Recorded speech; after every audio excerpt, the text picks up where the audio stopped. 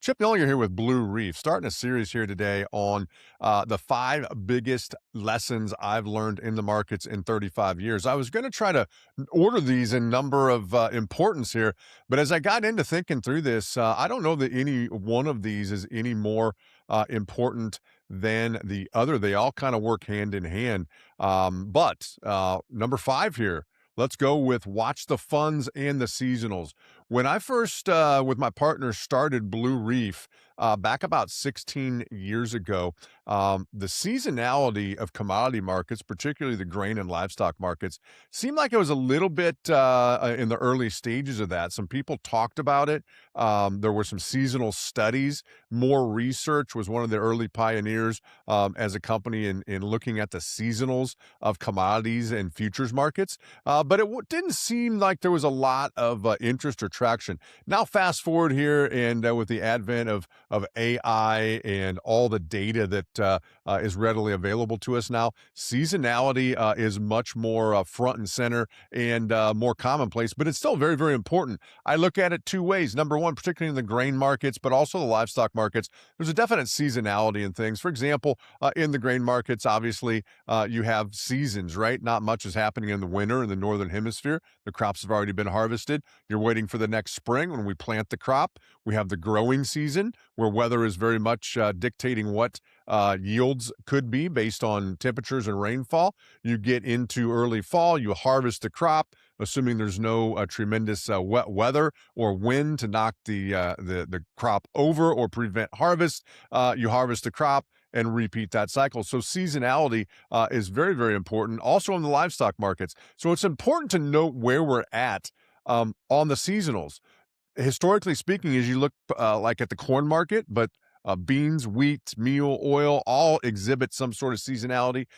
Cattle, feeder cattle, hogs, all have their own seasonal tendencies that go back many, many years. So as you look in specifically the grain markets, for example, in the case of corn, once you get past about the 1st of July, assuming that there is no major weather problems or production threat to yields, we've typically seen the season's highs. So always keep in mind where we're at on the seasonal time frame.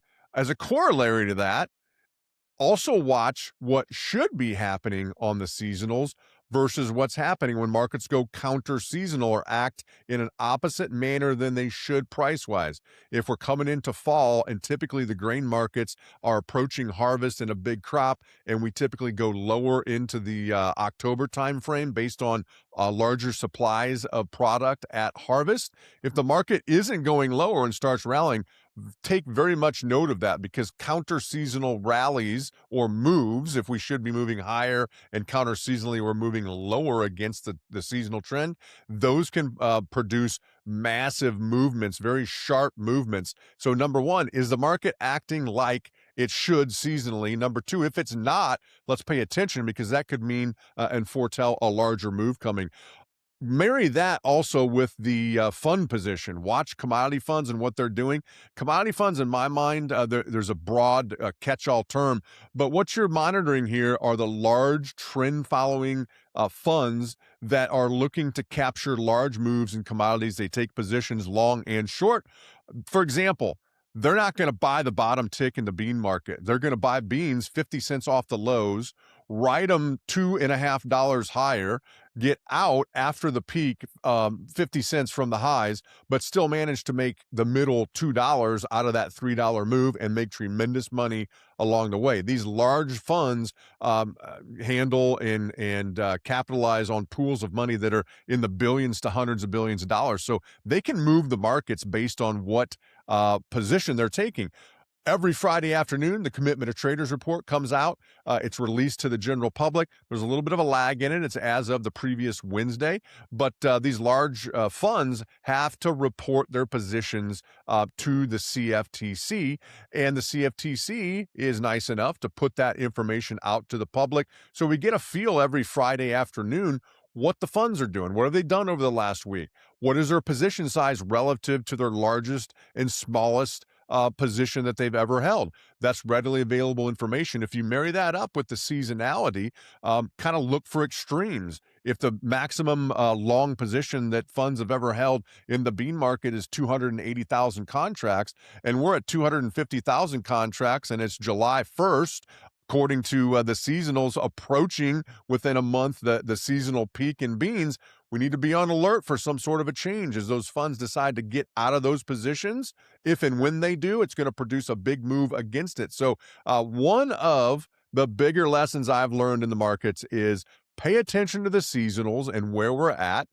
Pay attention to the fund position and where we're at relative to extremes. Again, in the case of live cattle here recently, the funds have had a record long position, and the seasonality was kind of thrown out the window. Now, obviously, there's a lot of outside influences with droughts decimating the plains and pasture conditions, meaning that we had to liquidate a large amount of inventory out of the cattle herd or the cow herd. So it really shrunk feeder cattle supplies. It really threw off the normal seasonal makings. And again, the market didn't act like it normally did in the seasonals. Funds built up a massive long position. That was something to really keep in mind. So marry those two together. Where are we at on the seasonals versus what we normally should be doing?